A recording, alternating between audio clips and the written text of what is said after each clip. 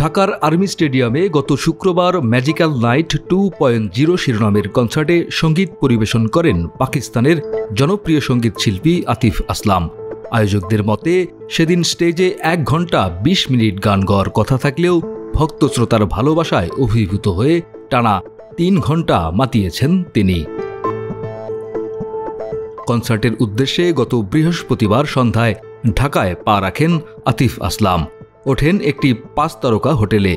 এরপর শুক্রবার দুপুরে জুমার নামাজ আদায় করতে হোটেল থেকে বের হন এই গায়ক। কালো ক্যাপ ও মাস্ক পরা ওই ব্যক্তি আতিফ আসলাম দাবি করে অনেকে শেয়ার করেন সেই ভিডিও। ভাইরাল সেই ভিডিওতে দেখা যায় মসজিদ কানায় কানায় পরিপূর্ণ থাকায় রাস্তায় জায়নামাজ বিছিয়ে জুমার নামাজ আদায় করছেন আতিফ। পাশেই নিরাপত্তায় নিয়োজিত 2 জন ব্যক্তি দাঁড়িয়ে রয়েছেন।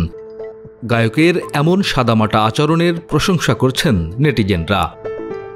ঘুরি তুমি কার আকাশে উড়ো খ্যাত সঙ্গীত শিল্পী লুৎফর হাসান তার ভেরিফাইড ফেসবুক আইডিতে লেখেন, উপমহাদেশের মিউজিকে অন্যতম সুপারস্টার আতিফ আসলাম খিলক্ষেত মসজিদে জুমার নামাজ আদায়ের জন্য গিয়ে মসজিদে জায়গা না পেয়ে বাইরে জায়নামাজ বিছিয়ে নামাজ আদায় করেছেন।